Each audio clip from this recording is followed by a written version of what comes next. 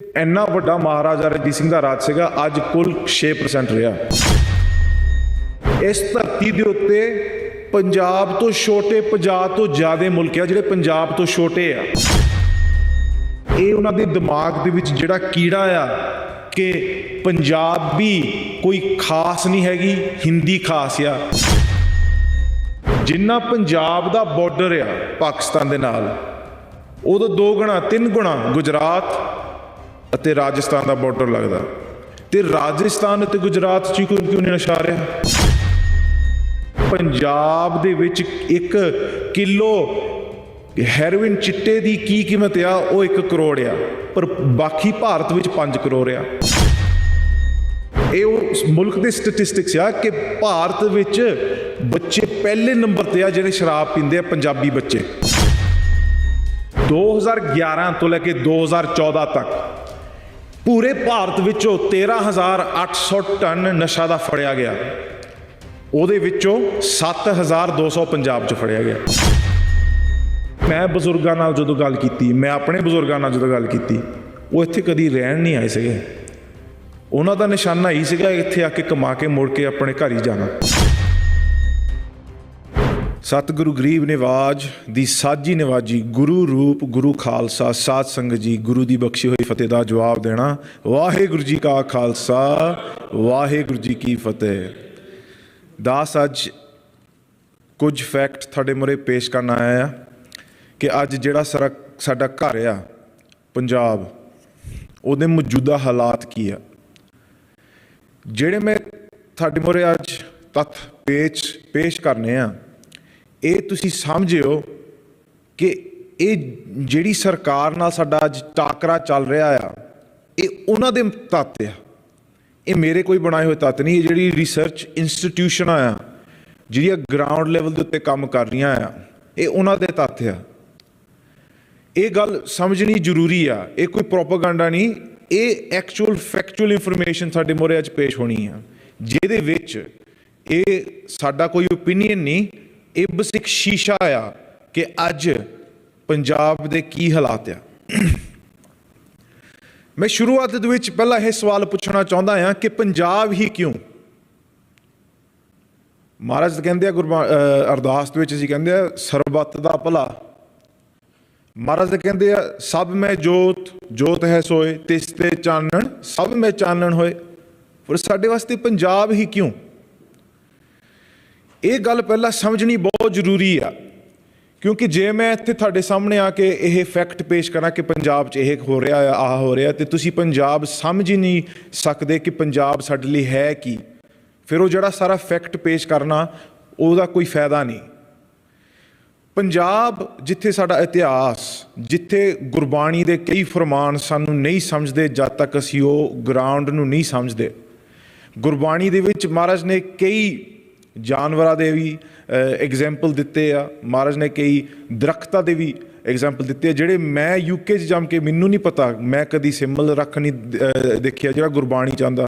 ਗੁਰਬਾਣੀ ਕਹਿੰਦੇ ਸਿੰਬਲ ਰੁੱਖ ਸਰਾਏ ਕਾ ਔਰ ਅਤ ਦੀਰਘ ਅਤ ਮੁੱਛ। ਮਹਾਰਾਜ ਨੀਮ ਦੀ ਗੱਲ ਕਰ ਰਹੇ ਆ, ਨਿੰਮ ਦਰਖਤ ਦੀ।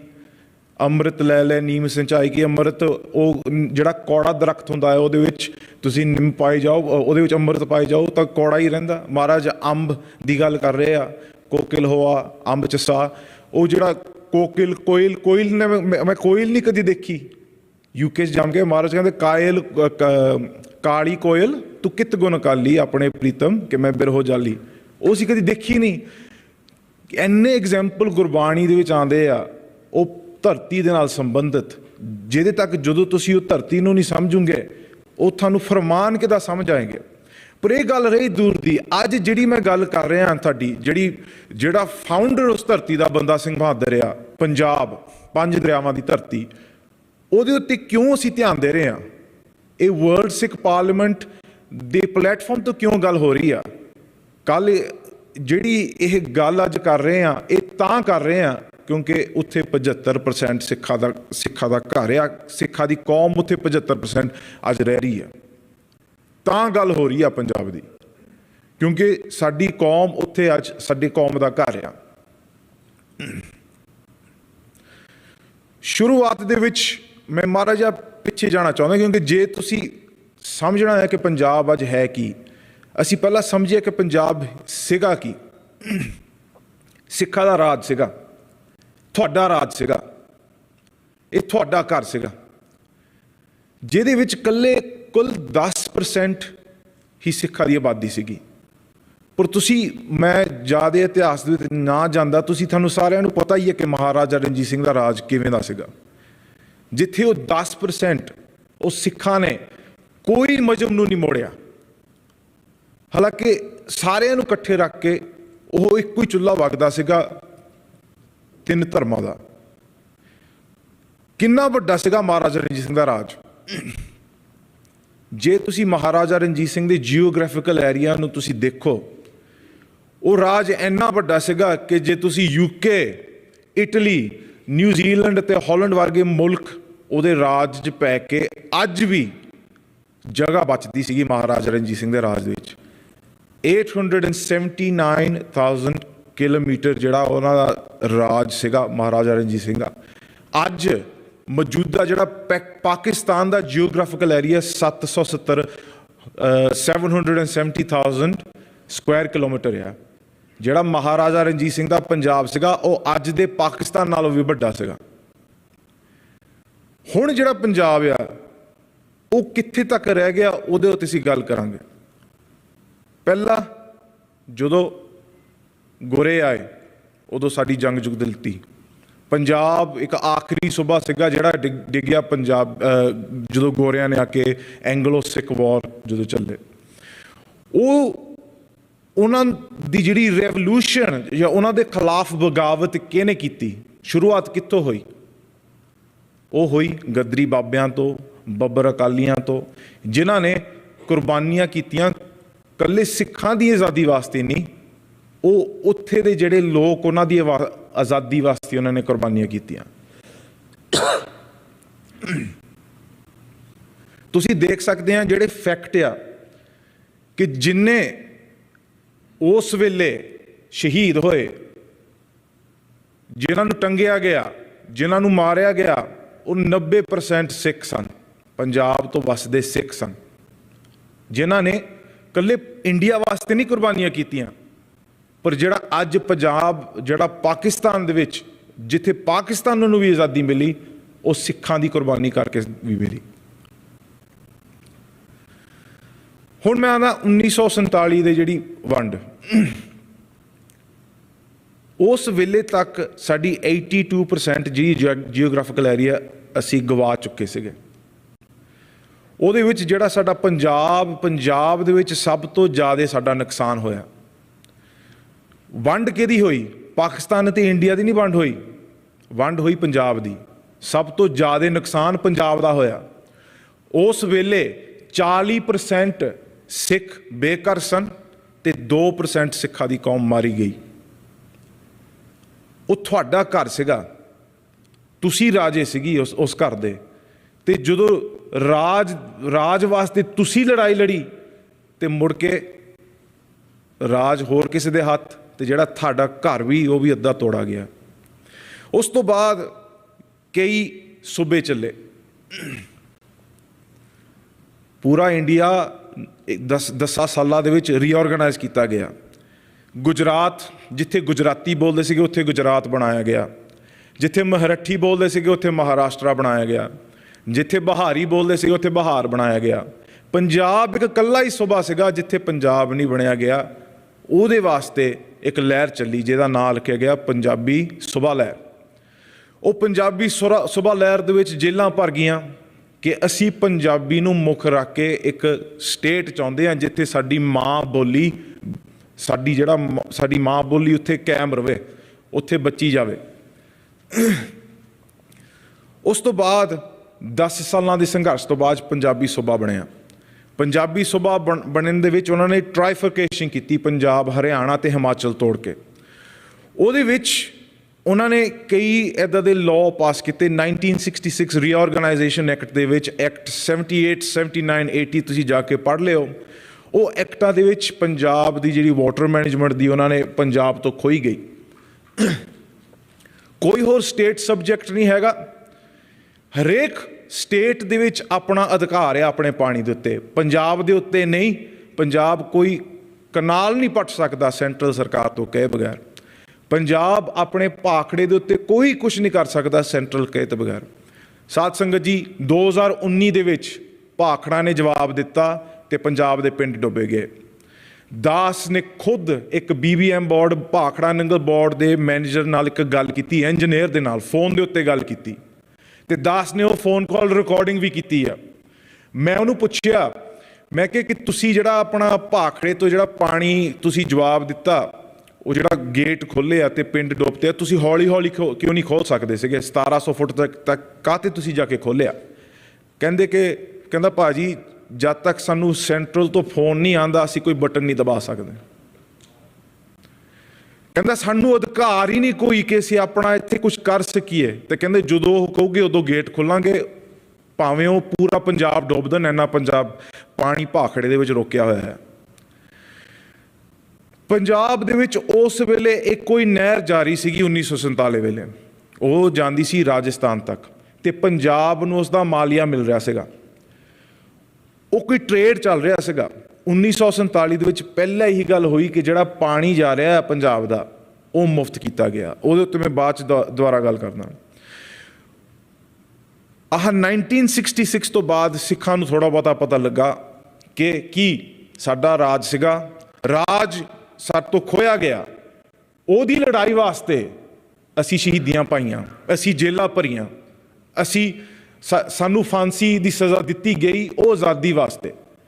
ਤੇ ਆਜ਼ਾਦੀ ਦਾ ਕੀ ਨਿੱਘ ਮਾਣਿਆ ਸੀ ਕਿ ਜਿਹੜੀ ਸਾਡੀ ਮਾਂ ਬੋਲੀ ਸਾਡੇ ਤੋਂ ਖੋਈ ਜਾ ਰਹੀ ਆ। ਜਦੋਂ ਅਸੀਂ ਮਾਂ ਬੋਲੀ ਵਾਸਤੇ ਕੋਈ ਮੰਗ ਕਰ ਰਹੇ ਹਾਂ, ਉਹ ਨਹਿਰੂ ਵਰਗੇ ਕਹਿੰਦੇ ਕਿ ਮੇਰੀ ਲਾਸ਼ ਉੱਤੇ ਪੰਜਾਬੀ ਸੁਭਾ ਬਣੂਗਾ। ਉਹ ਜਿਹੜੀ ਤੁਸੀਂ ਕਹਿ ਸਕਦੇ ਆ ਗੱਲ ਕਿ ਜਿੰਨੀਆਂ ਕੁਰਬਾਨੀਆਂ ਕਰਕੇ ਉਸ ਵੇਲੇ ਉਸ ਤੋਂ ਜਿਹੜੀ ਲਹਿਰ ਚੱਲੀ ਸਿੱਖਾਂ ਦੇ ਵਿੱਚ, ਉਹ ਕਹਿੰਦੇ ਕਿ ਆਨੰਦਪੁਰ ਦਾ ਮਤਾ ਲਿਖਿਆ ਗਿਆ।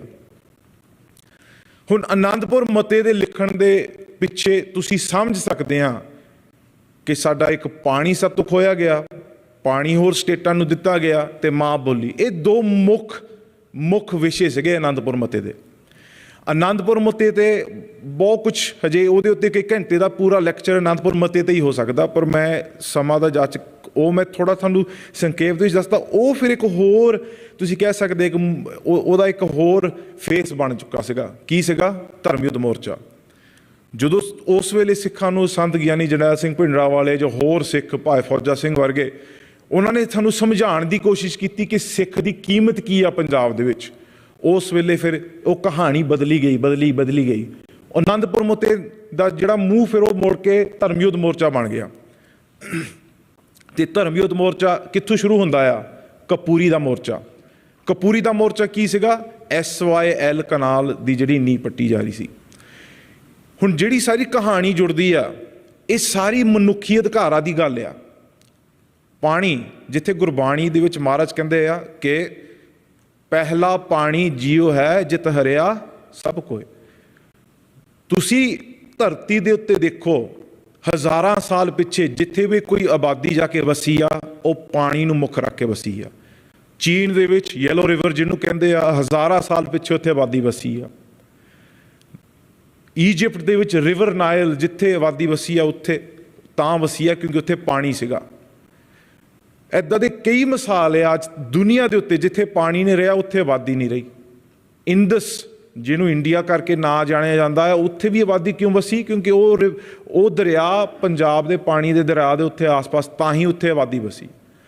ਹੁਣ ਜਿਹੜੀ ਗੱਲ ਅਸੀਂ ਕਹਿੰਦੇ ਆ ਕਿ ਉਸ ਤੋਂ ਬਾਅਦ ਪਾਣੀ ਦੇ ਸੰਘਰਸ਼ ਦੇ ਕਰਕੇ, ਮਾਂ ਬੋਲੀ ਦੇ ਸੰਘਰਸ਼ ਦੇ ਕਰਕੇ ਉਹਨਾਂ ਨੇ ਸਿੱਖਾਂ ਨੂੰ ਦਬਾਉਣ ਦੀ ਕੋਸ਼ਿਸ਼ ਕੀਤੀ। ਉਹਦੇ ਕਰਕੇ 84 ਸਾਰਾ ਕੁਝ ਤੁਸੀਂ ਦੇਖ ਸਕਦੇ ਇੱਕ ਬਿਲਡ 84 ਵੇਲੇ ਜਦੋਂ ਮਈ ਦੇ 4 ਹਫ਼ਤੇ ਪਿੱਛੇ ਅਕਾਲੀ ਦਲ ਨੇ ਇੱਕ ਅਨਾਊਂਸਮੈਂਟ ਕੀਤੀ ਸੀਗੀ। ਇਹ ਬਹੁਤ ਜ਼ਰੂਰੀ ਗੱਲ ਆ। ਉਹਨਾਂ ਨੇ ਕਿਹਾ ਸੀਗਾ ਕਿ ਜਿਹੜਾ ਵੀ ਸਾਡਾ ਕੋਈ ਅਸੀਂ ਕ੍ਰੌਪ ਵੇਚਣਾ, ਅਸੀਂ ਸੈਂਟਰਲ ਸਰਕਾਰ ਤੋਂ ਨਹੀਂ ਵੇਚਣਾ 1 ਜੂਨ ਤੋਂ। ਤੇ ਉਹ ਜੇ ਪੰਜਾਬ, ਉਹਨਾਂ ਨੂੰ ਪਤਾ ਸੀਗਾ ਕਿ ਜੇ ਇਹਨਾਂ ਨੇ ਨਹੀਂ ਸਾਨੂੰ ਸੈਂਟਰਲ ਸਰਕਾਰ ਨੂੰ, ਜਿਹੜਾ ਅੰਨਦਾਤਾ ਕਹਿੰਦੇ ਪੰਜਾਬ ਨੇ ਨਹੀਂ ਉਹ ਨਹੀਂ ਦਿੱਤਾ, ਤੇ ਇੰਡੀਆ ਦਾ ਤਾਂ ਨੁਕਸਾਨ ਹੋਣਾ ਹੀ ਸੀਗਾ। ਤੇ ਹੁਣ ਪੰਜਾਬ ਨੂੰ ਵੀ ਪਤਾ ਲੱਗ ਜਾਣਾ ਸੀਗਾ ਕਿ ਸਾਡੇ ਕੋਲ ਕਿੰਨੀ ਪਾਵਰ ਆ, ਅਸੀਂ ਆਪਣੇ ਪੈਰਾਂ 'ਤੇ ਕਿੱਦਾਂ ਖੜੇ ਹੋ ਸਕਦੇ ਹਾਂ। ਉਹ ਮਿਲਟਰੀ ਭੇਜਣ ਦਾ ਇੱਕ ਬਹੁਤ ਵੱਡਾ ਕਾਰਨ ਸੀਗਾ ਪੰਜਾਬ ਦੇ ਵਿੱਚ। ਅੱਜ ਤੱਕ ਕਿੱਥੇ ਪਹੁੰਚ ਗਿਆ ਪੰਜਾਬ, ਜਿੱਥੇ ਅਸੀਂ ਕਹਿ ਸਕਦੇ ਹਾਂ ਕਿ ਇੰਨਾ ਵੱਡਾ ਮਹਾਰਾਜਾ ਰਣਜੀਤ ਸਿੰਘ ਦਾ ਰਾਜ ਸੀਗਾ, ਅੱਜ ਕੁੱਲ 6% ਰਿਹਾ। 6% ਜਿੱਥੇ ਮਹਾਰਾਜਾ ਰਣਜੀਤ ਸਿੰਘ ਦਾ ਰਾਜ ਸੀਗਾ, ਬਹੁਤ ਛੋਟਾ ਜਿਹਾ ਸੂਬਾ। ਜਿਹੜੇ ਇੰਡੀਆ ਦੀ ਜੀਓਗ੍ਰਾਫੀਕਲ ਏਰੀਆ ਆ, ਪੰਜਾਬ ਕੱਲਾ 1.53 ਜੀਓਗ੍ਰਾਫੀਕਲ ਏਰੀਆ ਆ ਪੂਰੇ ਇੰਡੀਆ ਵਿੱਚੋਂ, ਪਰ ਫਿਰ ਵੀ ਕੋਈ ਛੋਟੀ ਜਿਹੀ ਗੱਲ ਨਹੀਂ ਹੈਗੀ। ਕੋਸਟਾਰੀਕਾ ਇੱਕ ਪੂਰਾ ਮੁਲਕ ਆ ਜਿਹੜਾ ਪੰਜਾਬ ਜਿੱਡਾ ਆ। ਇਸ ਧਰਤੀ ਦੇ ਉੱਤੇ ਪੰਜਾਬ ਤੋਂ ਛੋਟੇ 50 ਤੋਂ ਜ਼ਿਆਦਾ ਮੁਲਕ ਆ ਜਿਹੜੇ ਪੰਜਾਬ ਤੋਂ ਛੋਟੇ ਆ। ਇਸ ਧਰਤੀ ਦੇ ਉੱਤੇ 80-90 ਜ਼ਿਆਦਾ ਮੁਲਕ ਆ ਜਿਹੜੇ ਪੰਜਾਬ ਤੋਂ ਆਬਾਦੀ ਘੱਟ ਆ। ਆਸਟ੍ਰੇਲੀਆ ਦੀ ਆਬਾਦੀ ਪੰਜਾਬ ਤੋਂ ਘੱਟ ਆ, ਸਿੰਗਾਪੁਰ ਦੀ ਆਬਾਦੀ ਪੰਜਾਬ ਤੋਂ ਘੱਟ ਆ, ਸ਼੍ਰੀਲੰਕਾ ਦੀ ਆਬਾਦੀ ਘੱਟ ਆ। ਇੱਦਾਂ ਦੇ ਕਈ ਮੁਲਕ ਆ ਜਿਹੜੇ ਪੰਜਾਬ ਦੀ ਆਬਾਦੀ ਘੱਟ ਆ। ਫਿਰ ਉਹਦੇ ਉੱਤੇ ਅੱਜ ਜਿਹੜਾ ਮੇਰਾ ਵਿਸ਼ਾ ਆ, ਤੁਹਾਨੂੰ ਥੋੜ੍ਹੀ ਮਾੜੀ ਜਿਹੀ ਹਿਸਟਰੀ ਦੀ ਝਾਲ ਦੇ ਕੇ ਕਿ ਮੈਂ ਅੱਜ ਤੁਹਾਨੂੰ ਸਮਝਾਉਣਾ ਚਾਹੁੰਦਾ ਕਿ ਪੰਜਾਬ ਨਾਲ ਅੱਜ ਕੀ ਹੋ ਰਿਹਾ ਹੈ, ਮੌਜੂਦੇ ਪੰਜਾਬ ਦਾ ਅੱਜ ਕੀ ਹੋ ਰਿਹਾ ਹੈ। ਜਿਹੜੇ ਪੰਜਾਬ ਦੇ ਵਿਸ਼ੇ ਆ, ਅਸੀਂ 5 ਵਿਸ਼ਿਆਂ 'ਚ ਵੰਡੇ ਹੋਏ ਆ, ਜਿਹਨੂੰ ਤੁਸੀਂ ਕਹਿ ਸਕਦੇ ਸਿਹਤ, health, education, human resources and environment, social issue ਅਤੇ ਰਿਲੀਜਨ। ਅਤੇ ਹਰੇਕ ਮੁੱਦਾ ਇੱਕ ਮੁੱਦੇ ਦੇ ਨਾਲ ਜੁੜਿਆ ਹੋਇਆ ਹੈ। ਤੁਸੀਂ ਇੱਕ ਮੁੱਦੇ ਨੂੰ ਵੱਖਰਾ ਕਰਕੇ ਨਹੀਂ ਦੇਖ ਸਕਦੇ, ਕਿਉਂਕਿ ਜਿਹੜਾ ਉਹ ਵਿਸ਼ਾ ਆ ਉਹ ਹੋਰ ਕਾਰਨਾਂ ਕਰਕੇ ਬਣਦਾ ਆ। ਅਤੇ ਜਿਹੜਾ ਸਾਡਾ ਜਿਹੜਾ ਡਿਸਟ੍ਰਿਕਟ ਆ, ਜਿਹੜਾ ਤੁਸੀਂ ਕਹਿ ਸਕਦੇ ਪੰਜਾਬ ਜਿਹੜਾ ਸੂਬਾ ਆ, ਉਹ ਮੈਂ ਪਹਿਲਾਂ ਵੀ ਦੱਸ ਚੁੱਕਾ ਕਿ 1.53 ਜੀਓਗ੍ਰਾਫੀਕਲ ਏਰੀਆ ਇੰਡੀਆ ਦਾ, ਜਿਹਦੇ ਕਰਕੇ ਸਾਡੀ ਪਾਪੂਲੇਸ਼ਨ 1.9%। ਪਰ ਸਭ ਤੋਂ ਮੇਨ ਗੱਲ ਆ ਕਿ ਸਾਡੀ 75% ਕੌਮ ਉੱਥੇ ਰਹਿ ਰਹੀ ਆ। ਅੱਜ ਜਦੋਂ ਅਸੀਂ ਕੌਮ ਦੀ ਗੱਲ ਕਰ ਰਹੇ ਹਾਂ, ਜਦੋਂ ਮੈਂ ਪੰਜਾਬ ਦੀ ਤੁਹਾਨੂੰ ਕੋਈ ਸਟੈਟਿਸਟਿਕਸ ਦੇ ਰਿਹਾ ਹਾਂ, ਤੁਸੀਂ ਸਮਝੋ ਕਿ ਜਿੱਥੇ ਸਾਡੀ 75% ਕੌਮ ਦੀ ਗੱਲ ਹੋ ਰਹੀ ਆ, ਉਹ ਤੁਹਾਨੂੰ ਇੱਕ ਸ਼ੀਸ਼ਾ ਦਿਖਾ ਰਹੀ ਹੈ ਕਿ ਸਾਡੀ ਕੌਮ ਕਿੱਥੇ ਅੱਜ ਖੜੀ ਆ। ਮੈਂ ਪਹਿਲੇ ਵਿਸ਼ੇ ਦੇ ਉੱਤੇ ਤੁਹਾਡੇ ਨਾਲ ਗੱਲ ਕਰਨੀ ਹੈ, ਜਿਹੜੀ ਸੋਸ਼ਲ ਇਸ਼ੂਜ਼ ਆ।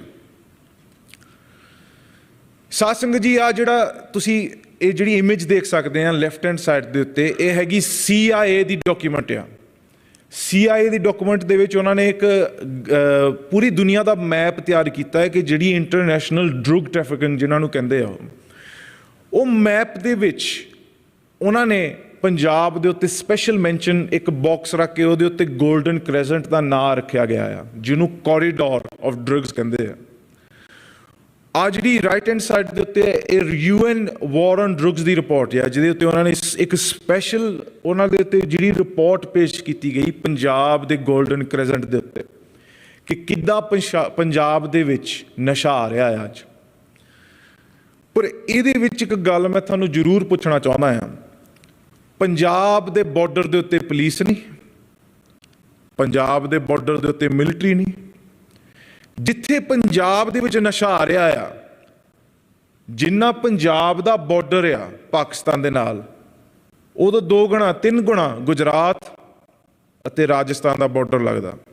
ਤੇ ਰਾਜਸਥਾਨ ਅਤੇ ਗੁਜਰਾਤ 'ਚ ਕਿਉਂ ਨਹੀਂ ਨਸ਼ਾ ਆ ਰਿਹਾ? ਪੰਜਾਬ 'ਚ ਕਿਉਂ ਨਸ਼ਾ?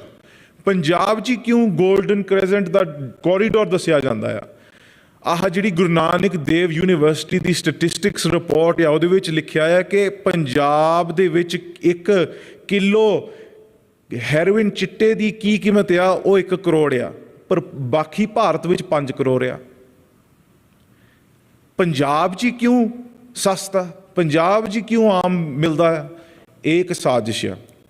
ਮੈਂ ਇਸ ਸਾਜ਼ਿਸ਼ ਵਿੱਚ ਤੁਹਾਨੂੰ ਮਾੜਾ ਜਿਹਾ ਦੱਸਣਾ ਚਾਹੁੰਦਾ ਕਿ ਜਿਹੜੀ ਅਮਰੀਕਾ ਦੇ ਨਿਕਸਨ ਜਿਹੜਾ ਪ੍ਰੈਜ਼ੀਡੈਂਟ ਸੀਗਾ, ਉਹਨੇ ਆਪਣੀ ਕਿਤਾਬ 'ਚ ਲਿਖਿਆ ਕਿ ਜਿਹੜੇ ਸਟੇਟ ਨੂੰ ਅਸੀਂ ਸਪਰੈਸ ਕਰਨਾ ਸੀਗਾ, ਉਹ ਸਟੇਟਾਂ ਦੇ ਵਿੱਚ ਅਸੀਂ ਨਸ਼ਾ ਭੇਜਿਆ। ਉਹ ਆਪਣੀ ਕਿਤਾਬ 'ਚ ਉਹਨਾਂ ਨੇ ਲਿਖੀ ਹੋਈ ਗੱਲ ਆ ਕਿ ਉਹ ਸਟੇਟਾਂ ਨੂੰ ਅਸੀਂ ਇਹ ਨਸ਼ਾ ਭੇਜਿਆ। ਇਹੀ ਗੱਲ ਪੰਜਾਬ ਦੀ ਆ, ਜਿਹੜਾ ਇੰਨਾ ਸੰਘਰਸ਼ ਕਰਕੇ ਆਪਣੀ ਮਾਂ ਬੋਲੀ ਨੂੰ ਕਾਇਮ ਰੱਖਣਾ, ਇੰਨਾ ਕੁਛ ਹੰਢਾਣਾ, ਆਪਣੀ ਆਜ਼ਾਦੀ ਦੇਣੀ, ਜਿਹੜੇ ਰਾਜੇ ਸੀਗੇ ਉਹ ਫਿਰ ਦੁਬਾਰਾ ਆਪਣੇ ਪੈਰਾਂ 'ਤੇ ਨਹੀਂ ਖੜੇ ਕਰਨ ਦੀ ਇੱਕ ਸਾਜ਼ਿਸ਼ ਹੈ ਕਿ ਉਹ ਪੰਜਾਬ ਦੇ ਵਿੱਚ ਨਸ਼ਾ ਭੇਜਿਆ ਜਾਵੇ। कि ਜਿਹੜਾ ਪੰਜਾਬ ਦਾ ਨੌਜਵਾਨ ਇਹ ਸੋਚਦਾ ਆ ਕਿ ਮੈਂ ਆਪਣੀ ਆਜ਼ਾਦੀ ਲੈਣੀ ਆ ਜੇ ਮੈਂ 2 ਘੰਟਿਆਂ ਬਾਅਦ ਆਪਣਾ ਕੋਈ ਟੀਕਾ ਲਾਉਣਾ ਆ, ਕਿੱਥੇ ਉਹਨਾਂ ਨੇ ਆਪਣੀ ਦਿਮਾਗ ਦੇ ਵਿੱਚ ਉਹ ਇੱਕ ਹੌਲੀ ਹੌਲੀ ਭਰ ਕੇ ਕਿ ਉਹ ਗਾਣੇ ਇੱਦਾਂ ਦੇ ਪੈਦਾ ਕਰਤੇ ਕਿ ਆਪਣਾ ਪੰਜਾਬ ਹੋਵੇ ਤੇ ਘਰ ਦੀ ਸ਼ਰਾਬ ਹੋਵੇ। ਆ ਤੁਸੀਂ ਦੇਖੋ ਸਟੈਟਿਸਟਿਕਸ ਕੀ ਕਹਿ ਰਹੇ ਆ ਅੱਜ ਪੰਜਾਬ ਕਿ 50% ਤੋਂ ਜ਼ਿਆਦਾ ਜਿਹੜੇ ਅਫੀਸ਼ੀਅਲ ਆ ਪੰਜਾਬ ਦੇ ਉਹ ਐਲਕੋਹਲ ਦੀ ਉਹਨਾਂ ਦੇ ਕੋਲ ਹੈਗੀ ਪ੍ਰੋਬਲਮ। ਤੇ ਪਹਿਲੇ ਨੰਬਰ ਤੇ ਜਿਹੜੇ ਬੱਚੇ ਸ਼ਰਾਬ ਪੀਂਦੇ ਆ ਪੂਰੇ ਭਾਰਤ ਵਿੱਚੋਂ, ਇਹ ਮੇਰੇ ਸਟੈਟਿਸਟਿਕਸ ਨਹੀਂ, ਇਹ ਉਹ ਮੁਲਕ ਦੇ ਸਟੈਟਿਸਟਿਕਸ ਆ ਕਿ ਭਾਰਤ ਵਿੱਚ ਬੱਚੇ ਪਹਿਲੇ ਨੰਬਰ ਤੇ ਆ ਜਿਹੜੇ ਸ਼ਰਾਬ ਪੀਂਦੇ ਆ, ਪੰਜਾਬੀ ਬੱਚੇ। ਜਿਹੜਾ ਡੋਡੇ ਛਕਦਾ ਸੀਗਾ, ਫੀਮ ਛਕਦਾ ਸੀਗਾ 2000 ਦੇ ਵਿੱਚ, ਇਹ ਹੈਗੀ ਆ ਪੰਜਾਬ ਓਪੋਇਡਸ ਡਿਪੈਂਡੈਂਸੀ ਸਰਵੇ ਰਿਪੋਰਟ ਕਿ ਉਹ 2015 ਦੇ ਵਿੱਚ ਚਿੱਟੇ ਤੇ ਆ। ਕਿਉਂਕਿ ਉਹ ਜਿਹੜਾ ਨਸ਼ਾ ਆ ਉਹ ਫਿਰ ਵੱਧਦਾ ਉਹਦਾ ਨਹੀਂ ਅਸਰ ਪੈਂਦਾ, ਉਹੀ ਬੰਦਾ ਡੋਡਿਆਂ ਤੋਂ ਫਿਰ ਚਿੱਟੇ ਤੇ ਚੱਲ ਜਾਂਦਾ ਹੈ। ਸਾਧ ਸੰਗਤ ਜੀ, 2011 ਤੋਂ ਲੈ ਕੇ 2014 ਤੱਕ ਪੂਰੇ ਭਾਰਤ ਵਿੱਚੋਂ 13,800 ਟਨ ਨਸ਼ਾ ਦਾ ਫੜਿਆ ਗਿਆ, ਉਹਦੇ ਵਿੱਚੋਂ 7,200 ਪੰਜਾਬ 'ਚ ਫੜਿਆ ਗਿਆ, 50% ਤੋਂ ਜ਼ਿਆਦਾ। ਜੇਲ੍ਹਾਂ 'ਚ ਅੱਜ ਪਿਛਲੇ 3 ਹਫ਼ਤਿਆਂ ਦੀ ਖਬਰ ਹੈ ਮੈਂ ਤੁਹਾਨੂੰ ਦਿੰਦਾ, ਪੰਜਾਬ ਦੇ ਵਿੱਚ ਪੂਰੇ ਇੰਡੀਆ ਦੇ ਵਿੱਚੋਂ 8,900 ਬੰਦਾ ਜੇਲ੍ਹ 'ਚ ਆ ਨਸ਼ਿਆਂ ਕਰਕੇ, ਜਿਹੜੀ ਡੀਲਿੰਗ ਜਾਂ ਕੁਝ ਦੇਣ ਦੇ, ਉਹਦੇ ਵਿੱਚੋਂ 8,000 ਦੇ ਵਿੱਚੋਂ 4,000 ਪੰਜਾਬ ਦਾ ਆਇਆ ਬੰਦਾ।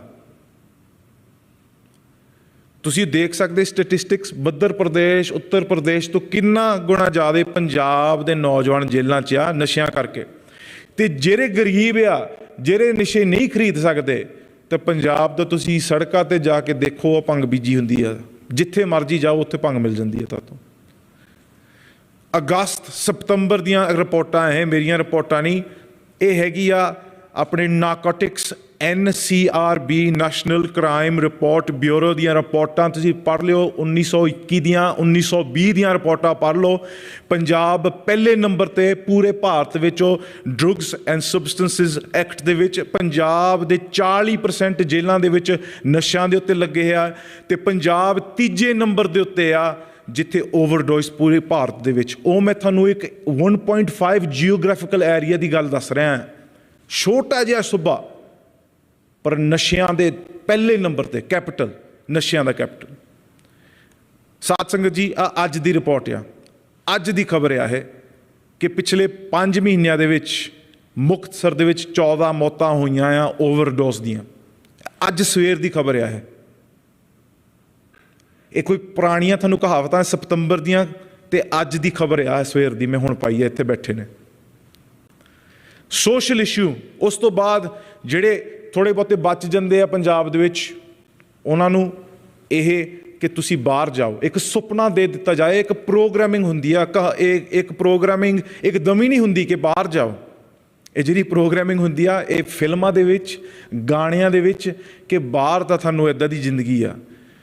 ਪੂਰੇ ਭਾਰਤ ਵਿੱਚੋਂ ਪੰਜਾਬ ਵਿੱਚ ਸਭ ਤੋਂ ਜ਼ਿਆਦਾ ਏਜੰਟ, ਟਰੈਵਲ ਏਜੰਟ ਤੁਹਾਨੂੰ ਮਿਲੂਗੇ, ਪੂਰੇ ਭਾਰਤ ਵਿੱਚੋਂ ਪੰਜਾਬ ਤੋਂ ਸਾਰੇ ਜ਼ਿਆਦਾ ਆ। ਮੈਂ ਸਟੈਟਿਸਟਿਕ ਭੁੱਲ ਗਿਆ ਆ, ਪਰ ਮੈਂ ਜਦੋਂ ਪੜ੍ਹ ਰਿਹਾ ਸੀਗਾ ਕਿ ਲੁਧਿਆਣੇ ਇਲਾਕੇ ਦੇ ਵਿੱਚ ਇੰਨੇ ਜ਼ਿਆਦਾ ਫੇਕ ਏਜੰਟ ਆ। ਸਾਨੂੰ ਅਖਬਾਰਾਂ, ਤੁਸੀਂ ਅਖਬਾਰਾਂ ਪੜ੍ਹੋ, ਕਿੰਨੇ ਜਾਣੇ ਬਾਹਰ ਆਉਂਦੇ ਆ ਤੇ ਉੱਥੇ ਜਾ ਕੇ ਜਿਹੜੇ ਕਾਲਜ ਦੀ ਉਹਨਾਂ ਨੂੰ ਪਿਕਚਰ ਦਿੱਤੀ ਜਾਂਦੀ ਸੀਗੀ, ਉੱਥੇ ਜਾ ਕੇ ਉੱਥੇ ਤਾਂ ਕੋਈ ਇਬਾਰਤ ਨਹੀਂ ਹੈਗੀ। ਉਹਦੇ ਉੱਤੇ ਵੀ ਗੱਲ ਕਰਦੇ ਹਾਂ। ਪੰਜਾਬ ਦਾ ਨੌਜਵਾਨ ਬਾਹਰ ਭੇਜਿਆ ਗਿਆ, ਤੇ ਬੰਦੇ ਕਿਹੜੇ ਗਏ ਪੰਜਾਬ ਦੇ ਵਿੱਚ, ਜਿਹੜੇ ਆਪਣੇ ਸਾਡੀਆਂ ਪਹਿਲਾਂ ਫਸਲਾਂ ਵਾਹੁੰਦੇ ਸੀਗੇ ਬਿਹਾਰੀ ਤੇ ਯੂਪੀ, ਉਹ ਹੁਣ ਪੰਜਾਬ ਦੇ ਮਾਲਕ ਆ। ਤੁਸੀਂ ਜਾ ਕੇ ਪੁੱਛੋ, ਜਿਹੜੇ ਗਏ ਵੀ ਆ ਪੰਜਾਬ ਦੇ ਵਿੱਚ, ਜਿੱਥੇ ਵੀ ਜਾਓ ਉੱਥੇ ਤੁਹਾਨੂੰ ਉਹ ਪੰਜਾਬੀ ਨਹੀਂ ਸੁਣਦੀ ਦੁਕਾਨਾਂ ਦੇ ਵਿੱਚ, ਉਹ ਹੋਰ ਕੋਈ ਭਾਸ਼ਾ ਹੀ ਬੋਲਦੇ ਆ। ਤੇ ਪੰਜਾਬ ਦੇ ਵਿੱਚ ਬਾਹਰ ਜਾਣ ਕਰਕੇ ਸਕੂਲ ਵੀ ਇੱਦਾਂ ਦੇ ਹੋ ਚੁੱਕੇ ਆ ਪੰਜਾਬ ਦੇ ਵਿੱਚ ਕਿ ਜਿਹੜੇ ਸਭ ਤੋਂ ਸਾਡੇ ਵਧੀਆ ਸਕੂਲ ਆ ਇਸ ਵੇਲੇ, ਉਹ ਹੈਗੇ ਕ੍ਰਿਸਚੀਅਨ ਮਿਸ਼ਨਰੀ ਸਕੂਲ। ਆ ਦੇਖ ਲਓ, Jalandhar Bible college, Ludhiana Bible college. ਕਿਉਂਕਿ ਸਾਡਾ ਤਾਂ ਇੱਕੋ ਹੀ ਨਿਸ਼ਾਨਾ ਸੀਗਾ ਪੰਜਾਬੀਆਂ ਦਾ, ਅਸੀਂ ਬਾਹਰ ਜਾਈਏ, ਬਾਹਰ ਜਾ ਕੇ ਆਪਣਾ ਕਮਾਈਏ, ਉੱਥੇ ਜਾ ਕੇ ਕੋਠੀ ਇੱਦਾਂ ਖੜੀ ਕਰੀਏ ਜਿਹਦੇ ਉੱਤੇ ਟੈਂਕੀ ਅਸੀਂ ਜਹਾਜ਼ ਦਾ ਲਾਈਏ ਜੇ ਫੁੱਟਬਾਲ ਦਾ, ਤੇ ਗਵਾਂਢੀਆਂ ਨੂੰ ਇਹ ਦਸੀਏ ਤੇ ਤੁਸੀਂ ਸੁੱਖ ਭਾਲਣਾ, ਤੁਸੀਂ ਵੀ ਇੱਦਾਂ ਬਾਹਰ ਜਾਓ। ਉਹਨਾਂ ਨੂੰ ਦਿਖਾਲਣਾ ਹੀ ਸੀਗਾ ਕਿ ਅਸੀਂ ਸੁਖੀ ਹਾਂ। ਤਾਂ ਉਹਨਾਂ ਦੇ ਦਿਮਾਗ 'ਚ ਵੀ ਕੀ ਪ੍ਰੋਗਰਾਮਿੰਗ ਕਿ ਯਾਰ ਇਹਨਾਂ ਨੇ ਤਾਂ ਇੰਨੀ 5 ਸਾਲਾਂ 'ਚ ਕੋਠੀ ਬਣਾਤੀ ਤਾਂ ਅਸੀਂ ਵੀ ਹੁਣ ਬਾਹਰ ਹੀ ਜਾਈਏ।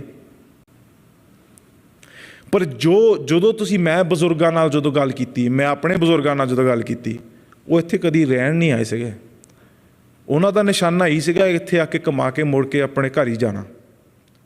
ਪਰ ਪਤਾ ਨਹੀਂ ਕੀ ਇਹਦੇ ਵਿੱਚ ਕਿੱਦਾਂ ਬਦਲ ਆ ਗਈ ਕਿ ਇੱਥੇ ਆ ਕੇ ਸਾਨੂੰ ਇਹ ਸਵਰਗ ਹੀ ਲੱਗਣ ਲੱਗ ਪਿਆ, ਇਹ ਮਿੱਠੀ ਜ਼ਹਿਰ ਹੀ ਲੱਗਣ ਲੱਗ ਪਈ।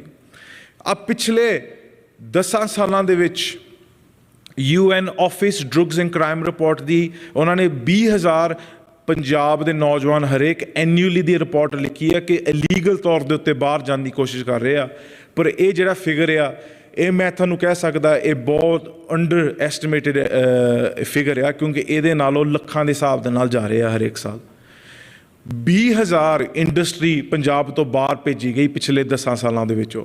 ਕੱਲ੍ਹ ਮਨਪ੍ਰੀਤ ਸਿੰਘ ਨੇ ਇਹਦੇ ਉੱਤੇ ਕਈ ਗੱਲਾਂ ਤੁਹਾਨੂੰ ਦੱਸੀਆਂ। ਸਪੈਸ਼ਲ ਇਕਨੋਮਿਕ ਜ਼ੋਨ ਬਣਾਏ ਗਏ ਜਿਹਦੇ ਕਰਕੇ tax free, duty free, electricity free ਦੀਆਂ ਸਬਸਿਡੀਆਂ ਦੇ ਕੇ ਬਿਜ਼ਨਸ ਬਾਹਰ ਦਿੱਤੇ ਗਏ।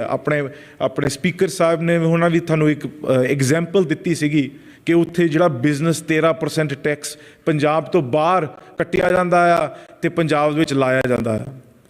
ਮਾਈਗ੍ਰੇਸ਼ਨ ਦੀਆਂ ਰਿਪੋਰਟਾਂ ਤੁਸੀਂ ਦੇਖ ਸਕਦੇ, ਪੰਜਾਬ ਪਹਿਲੇ ਨੰਬਰ ਦੇ ਉੱਤੇ 149,591 ਅਤੇ ਹਰਿਆਣਾ 70,000। ਉਸ ਤੋਂ ਬਾਅਦ ਤੁਸੀਂ ਬਾਕੀ ਮੁਲਕਾਂ ਦੀ ਦੇਖ ਸਕਦੇ ਹੋ ਸਟੈਟਿਸਟਿਕਸ ਕਿ ਕਿੰਨੇ ਕੁ ਜਾ ਰਹੇ ਆ ਮਹੀਨੇ ਦੇ। ਪੰਜਾਬ ਦੇ ਵਿੱਚ ਮਾਈਗ੍ਰੇਸ਼ਨ ਕਰਕੇ ਹੋਰ ਕਿਹੜੀਆਂ ਪ੍ਰੋਬਲਮਾਂ ਆ ਰਹੀਆਂ ਆ, ਇਹ ਪਿਛਲੇ 3 ਮਹੀਨਿਆਂ ਦੀਆਂ ਰਿਪੋਰਟਾਂ ਆ। 14% ਆਫ ਮੈਰਿਜ ਗ੍ਰੀਵੈਂਸਿਸ ਆ ਫਰੋਮ ਪੰਜਾਬ। NRI, ਇਹ ਇੰਡੀਆ ਦੀ ਰਿਪੋਰਟ ਸੀਗੀ। ਉਹਨਾਂ ਨੇ ਵਿੱਚ ਲਿਖਿਆ ਕਿ ਜਿਹੜੇ ਇੰਡੀਆ ਤੋਂ ਜਿਹੜੇ ਬਾਹਰ ਜਾ ਰਹੇ ਹਜੇ ਇੱਕ 1.9% ਜਿਹੜਾ ਅਸੀਂ ਪੋਪੂਲੇਸ਼ਨ ਆ। ਮੇਰੀ ਗੱਲ ਸਮਝਿਓ ਤੁਸੀਂ, ਕਈ ਵਾਰੀ ਮੈਂ ਸਟੈਟਿਸਟਿਕਸ ਜ਼ਿਆਦਾ ਬੋਲ ਕੇ ਲੋਕਾਂ ਨੂੰ ਗੁਆ ਦਿੰਦਾ ਹਾਂ, ਪਰ ਇੰਡੀਆ ਦੀ ਪੂਰੀ ਪੋਪੂਲੇਸ਼ਨ ਲਗਭਗ 2 ਬਿਲੀਅਨ ਤੁਸੀਂ ਕਹਿ ਸਕਦੇ, ਅਸੀਂ ਹੈਗੇ ਹਾਂ 28 ਮਿਲੀਅਨ, 1.9%। ਉਹਦੇ ਵਿੱਚੋਂ ਜਿਹੜੇ ਪੂਰੇ ਇੰਡੀਆ ਦੇ ਵਿੱਚੋਂ 14% ਜਿਹੜੀਆਂ NRI ਗ੍ਰੀਵੈਂਸਿਸ ਮੈਰਿਜ ਦੀਆਂ ਪੰਜਾਬ ਤੋਂ ਆ, ਪੂਰੇ ਭਾਰਤ ਵਿੱਚੋਂ। ਅਤੇ ਉਹਦੇ ਕਰਕੇ ਜਿਹੜੇ ਨੌਜਵਾਨਾਂ ਦੇ ਵਿੱਚ ਇਹ ਪ੍ਰੋਗਰਾਮ ਕੀਤਾ ਗਿਆ ਹੈ ਕਿ ਤੁਸੀਂ ਵੀ ਬਾਹਰ ਜਾਣਾ, ਆਈਲੈਟਸ ਕਰਕੇ ਬਾਹਰ ਜਾਣਾ। ਜਿਹੜੀ ਮਾਈਗ੍ਰੇਸ਼ਨ ਦੀਆਂ ਇਸ਼ੂਜ਼ ਆ ਉਹਦੇ ਵਿੱਚ ਸੋਸ਼ਲ ਇਸ਼ੂਜ਼ ਦੇ ਵਿੱਚ ਡੈਪਟ, ਜਿਹੜੀ ਤੁਸੀਂ ਕਰਜ਼ਾ ਕਹਿ ਸਕਦੇ, 86% ਜਿਹੜੇ ਪੰਜਾਬ ਦੇ ਕਿਸਾਨ ਆ 86% ਕੋਈ ਨਾ ਕੋਈ ਕਰਜ਼ੇ 'ਚ ਆ। ਜਿਹੜਾ ਤੁਸੀਂ ਦੱਸ ਸਕਦੇ ਆ ਕਿ 18 ਡਿਸਟ੍ਰਿਕਟਾਂ ਪੰਜਾਬ ਦੀਆਂ ਟੌਪ ਲਿਸਟ ਦੇ ਵਿੱਚ ਆ ਏਸ਼ੀਆ ਦੇ ਵਿੱਚ, ਤੁਸੀਂ ਕਹਿ ਸਕਦੇ ਕਿ worst hit drug areas. Alcohol ਦੀ ਪ੍ਰੋਬਲਮ, ਮਾਈਗ੍ਰੇਸ਼ਨ ਦੀ ਪ੍ਰੋਬਲਮ, ਮਾਰਜਨਲ ਪ੍ਰੋਬਲਮ, ਇਹ ਸਾਰੀਆਂ ਇਸ਼ੂਆਂ ਮੈਂ ਤੁਹਾਨੂੰ ਇੰਨੀ ਲੰਬੀ ਲਿਸਟ ਆ ਕਿ ਇੱਕ ਵਿਸ਼ੇ ਦੇ ਉੱਤੇ ਇੱਕ ਘੰਟਾ ਦਾ ਲੈਕਚਰ ਹੋ ਸਕਦਾ। ਪਰ ਤੁਹਾਨੂੰ ਸੰਖੇਪ 'ਚ ਦੱਸਦਾ, ਆਹ ਜਿਹੜੀ ਅਖਬਾਰ ਆ ਇਹ ਹੈਗੀ ਆ 12 ਨਵੰਬਰ ਦੀ, 10-15 ਦਿਨ ਪਿੱਛੇ। ਉਹਨਾਂ ਨੇ ਰਿਪੋਰਟ ਲਿਖੀ ਆ, ਇਹ ਰਿਪੋਰਟ ਆਈ ਆ ਆਪਣੇ ਪੰਜਾਬ ਬਿਊਰੋ ਤੋਂ, ਅਤੇ ਉਹਨਾਂ ਨੇ ਪੰਜਾਬ ਕੈਸ਼ ਡਰੇਨ ਦੇ ਉੱਤੇ ਇੱਕ ਰਿਪੋਰਟ ਲਿਖੀ ਆ। ਅੱਜ ਸਵੇਰੇ ਇੱਥੇ ਬੈਠੇ ਮੈਂ ਪੜ੍ਹਦਾ ਸੀਗਾ, ਅਤੇ ਉਹਨਾਂ ਨੇ ਜਿਹੜੀ ਗੱਲ ਦੱਸ ਰਿਹਾ ਕਿ ਪੰਜਾਬ ਦੇ ਮਾਈਗ੍ਰੇਸ਼ਨ ਹੋਣ ਬਾਹਨ ਕਰਕੇ ਕਿ ਪੰਜਾਬ ਦਾ ਕੈਸ਼ ਡਰੇਨ ਕਿੱਦਾਂ ਹੋ ਰਿਹਾ ਆ। ਇਹਦੇ ਉੱਤੇ ਮੈਂ ਤੁਹਾਨੂੰ ਇੱਕ ਫੈਕਟ ਦੱਸਦਾ, ਪੰਜਾਬ ਦੂਜੇ ਨੰਬਰ 'ਤੇ ਆ ਬੈਂਕਰਪਸੀ ਹੋਣ ਦੇ ਖਤਰੇ ਦੇ ਵਿੱਚ। ਦੂਜੇ ਨੰਬਰ 'ਤੇ ਆ ਜਿਹੜਾ ਇਨਡੈਪਟ ਸਟੇਟ ਆ ਕਸ਼ਮੀਰ ਤੋਂ ਬਾਅਦ 'ਚ। ਅਤੇ ਕਸ਼ਮੀਰ ਵੀ ਕਿਉਂ ਇੰਨਾ ਇਨਡੈਪਟ ਆ? ਕਿਉਂਕਿ ਜਦੋਂ ਕੋਈ ਮਿਲਟਰੀ ਸੈਂਟਰ ਸਰਕਾਰ ਨੇ ਲਾਣੀ ਆ ਕਿਸੇ ਸਟੇਟ ਨੂੰ, ਉਹ ਸਟੇਟ ਨੂੰ ਪੈਸੇ ਦੇਣੇ ਪੈਂਦੇ ਆ ਮਿਲਟਰੀ ਦੇ। ਅਤੇ ਕਸ਼ਮੀਰ ਦੀ ਅੱਜ ਤੱਕ ਪਤਾ ਨਹੀਂ ਕਿੰਨੇ ਸਾਲਾਂ ਤੋਂ ਮਿਲਟਰੀ ਲੱਗੀ ਹੋਈ ਆ, ਉਹ ਪੈਸੇ ਕਸ਼ਮੀਰ ਹੀ ਦਿੰਦੇ ਆ ਸੈਂਟਰਲ ਸਰਕਾਰ ਨੂੰ, ਉਹ ਕਰਜ਼ਾ। ਅਤੇ ਪੰਜਾਬ ਦੇ ਵੀ ਕਿੰਨੇ ਸਾਲ ਮਿਲਟਰੀ, ਉਹ ਅਜੇ ਤੱਕ ਅਸੀਂ 84 ਵੇਲੇ ਤੋਂ ਜਿਹੜਾ ਮਿਲਟਰੀ ਪੰਜਾਬ ਜਾ ਕੇ ਬੈਠੀ ਸੀਗੀ, ਉਹਦਾ ਅੱਜ ਤੱਕ ਅਸੀਂ ਨਹੀਂ ਕਰਜ਼ਾ ਲਾ ਸਕੇ। ਉਹ ਕਰਜ਼ਾ ਅਜੇ ਸਾਡੇ ਦੇ ਉੱਤੇ ਹੈ। ਦੂਜਾ ਵਿਸ਼ਾ ਹਿਊਮਨ ਰਿਸੋਰਸਿਸ ਐਂਡ ਐਨਵਾਇਰਨਮੈਂਟਲ ਦਾ। ਮੈਂ ਤੁਹਾਨੂੰ ਦੱਸਿਆ ਪਹਿਲਾਂ ਕਿ ਪੰਜਾਬ ਤੋਂ ਪਹਿਲਾਂ ਇੱਕੋ ਹੀ ਦਰਿਆ ਜਾਂਦਾ ਸੀਗਾ ਬਾਹਰ, ਅੱਜ ਤੁਸੀਂ ਦੇਖ ਸਕਦੇ ਕਿੰਨੇ ਜਾ ਰਹੇ ਆ। ਪੰਜਾਬ ਦਾ ਪਾਣੀ ਭਾਖੜੇ ਤੋਂ ਹਰੀਕੇ ਤੋਂ ਬਣ ਕੇ ਕਿੰਨੀਆਂ ਕਨਾਲਾਂ ਦੇ ਥਰੂ ਪਾਣੀ ਸਾਡਾ ਬਾਹਰ ਜਾ ਰਿਹਾ ਆ।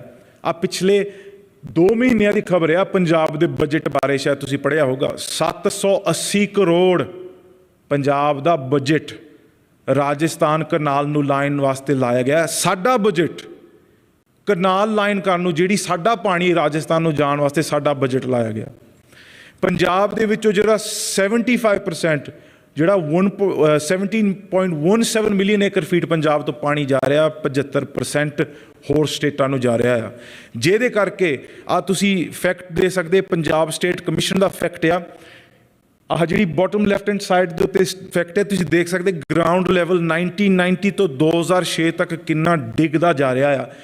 ਮੈਂ ਤੁਹਾਨੂੰ ਖੜ ਕੇ ਤੇ ਫੈਕਟ ਜਿੰਨੇ ਮਰਜ਼ੀ ਦੇ ਸਕਦਾ ਹਾਂ।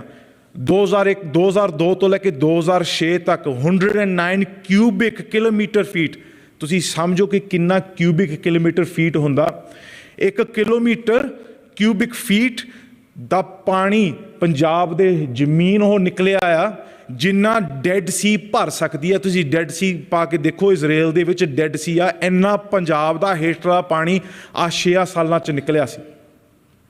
ਤੇ ਸਾਰਿਆਂ ਨੂੰ ਤਾਂ ਇਹ ਗੱਲ ਦਾ ਪਤਾ ਆ, ਫੋਨ ਕਰਕੇ ਪੁੱਛੋ ਕਿੰਨਾ ਡੂੰਘਾ ਟਿਊਬਵੈਲ ਹੋਰ ਹੋ ਗਿਆ, ਕਿੰਨਾ ਹੋਰ ਹੋ ਗਿਆ, ਕਿੰਨਾ ਹੋਰ ਹੋ ਗਿਆ। ਸਾਧ ਸੰਗਤ ਜੀ, ਪਿਛਲੇ ਸਾਲ ਸੜਕਾਂ 'ਚ ਜਾ ਕੇ ਬੈਠੇ ਕਿਸਾਨ ਕਿਉਂ MSP ਕਰਕੇ ਬੈਠੇ ਸੀ ਕਿ ਸਾਡੀ ਹੋਂਦ ਨੂੰ ਖਤਰਾ, ਸਾਡੀ ਖੇਤੀ ਨੂੰ ਖਤਰਾ। ਜੇ ਪਾਣੀ ਨਹੀਂ ਰਿਹਾ ਤੇ ਕਿਸਾਨੀ ਕੀ ਕਰਨੀ ਆ ਤੁਸੀਂ? ਫਿਰ ਜਾ ਕੇ ਦਿੱਲੀ 'ਚ ਬਹਿ ਜਾਓਗੇ, ਫਿਰ ਕੀ ਤੁਹਾਡੀ ਮੰਗ ਹੋਊਗੀ? ਸਾਡਾ ਪਾਣੀ ਸਾਨੂੰ ਵਾਪਸ ਦਿਓ। ਅੱਜ 20% ਪੰਜਾਬ ਦਾ ਜਿਹੜੀ ਇਰੀਗੇਸ਼ਨ ਹੁੰਦੀ ਆ ਉਹ ਕਨਾਲ ਸਿਸਟਮ ਤੋਂ ਹੋ ਰਹੀ ਹੈ, ਇਕੱਲੀ 20%। 70% ਹੁੰਦੀ ਸੀਗੀ ਇਰੀਗੇਸ਼ਨ, ਹੁਣ ਜਿਹੜੀ ਇਰੀਗੇਸ਼ਨ ਹੋ ਰਹੀ ਹੈ ਟਿਊਬਵੈਲਾਂ ਤੋਂ ਹੋ ਰਹੀ ਆ। ਉਹਦੇ ਕਰਕੇ ਜਿਹੜਾ ਤੁਹਾਡਾ ਗਰਾਊਂਡ ਵਾਟਰ, ਮੇਰੀਆਂ ਰਿਪੋਰਟਾਂ ਤੁਸੀਂ ਨਾ ਸਮਝਿਓ, ਨਾਸਾ ਦੀ ਰਿਪੋਰਟ ਆ।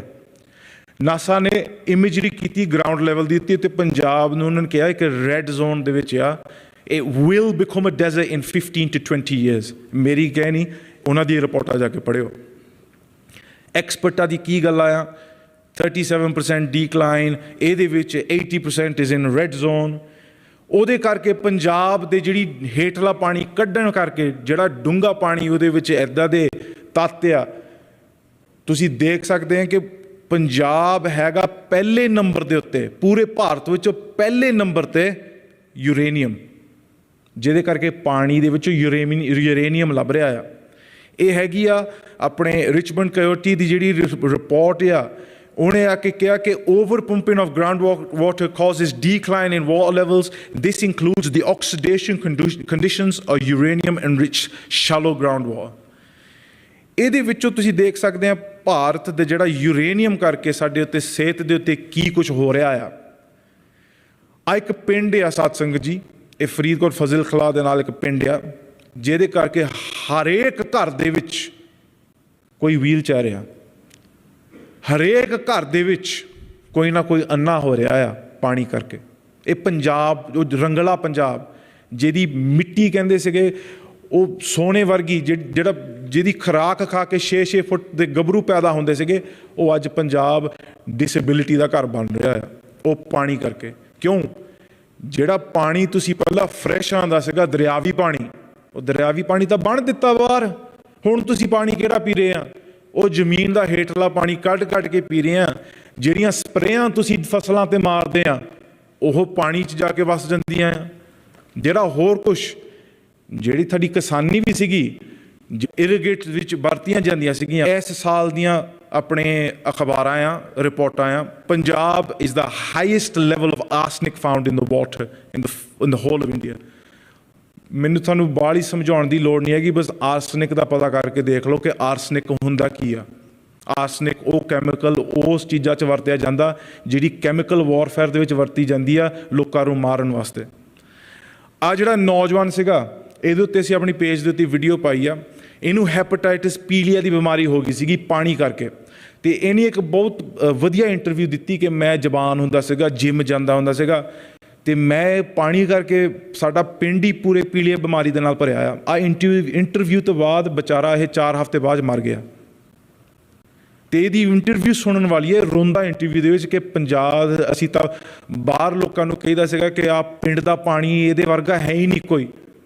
ਹੁਣ ਅਸੀਂ ਇਹ ਗੱਲ ਕਹਿੰਦੇ ਕਿ ਹੈ ਹੀ ਨਹੀਂ ਕਿਉਂਕਿ ਇਹ ਇੰਨਾ ਜ਼ਹਿਰੀਲਾ, ਅਸੀਂ ਤਾਂ ਸੋਚਦੇ ਕਿ ਬਾਹਰੋਂ ਜਾ ਕੇ ਪਾਣੀ ਪੀਏ, ਬੋਤਲਾਂ ਪਾਣੀ ਪੀਏ। ਦੂਜੀ ਗੱਲ, ਜੇ ਤੁਸੀਂ ਆਬਾਦੀ ਨੂੰ ਖਤਮ ਕਰਨਾ ਆ, ਉਹਦੀ ਪੋਪੂਲੇਸ਼ਨ ਤੇ ਤੁਸੀਂ ਹਮਲਾ ਕਰੋ। ਕਿਸ ਤਰ੍ਹਾਂ? ਜਿਹੜੀ ਇਸਲਾਮ ਧਰਮ ਆ ਉਹ ਕਿੱਦਾਂ ਵੱਧ ਰਹੀ ਆ।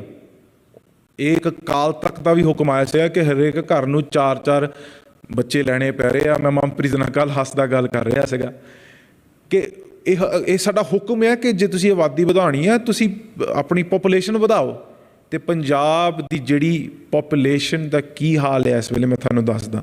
ਫਰਟੀਲਿਟੀ ਰੇਟਸ ਦੇ ਉੱਤੇ ਮੈਂ ਮੁੜ ਕੇ ਆਉਂਦਾ ਗੱਲ ਕਰਦਾ, ਪਰ ਮੈਂ ਪਹਿਲਾਂ ਤੁਹਾਨੂੰ ਜਿਹੜੀ ਗੱਲ ਅੱਜ ਦੀ ਆ, ਇਹ ਅਖਬਾਰ ਪਿਛਲੇ ਇਹ ਹੈਗੀ 15 ਨਵੰਬਰ ਦੀ। Punjab farmers to launch Delhi like morcha in Mohali over water crisis. 15 ਨਵੰਬਰ ਦੀ ਹੈ ਕਿ ਉੱਥੇ ਮੋਹਾਲੀ ਦੇ ਵਿੱਚ ਮੋਰਚਾ ਲਾਉਣ ਲੱਗਿਆ ਕਿ ਸਾਡਾ ਪਾਣੀ ਨਹੀਂ ਆ ਰਿਹਾ, ਟਿਊਬ ਵਾਲਾ ਚਲਾ ਕੇ ਪਾਣੀ ਥੱਲੇ ਮੁੱਕ ਰਿਹਾ ਆ। ਹੁਣ ਫਿਰ ਮੋਰਚਾ ਲਾਉਂਗੇ। ਜਿਹੜਾ ਤੁਹਾਡਾ ਇਹ ਹਿਊਮਨ ਰਾਈਟਸ ਦੀ ਕੋਵਨੈਂਟ ਦੇ ਵਿੱਚ ਲਾਅ ਪਾਸ ਹੋਈ ਆ ਕਿ ਹਿਊਮਨ ਰਾਈਟ, ਪਾਣੀ ਇੱਕ ਹਿਊਮਨ ਰਾਈਟ ਆ,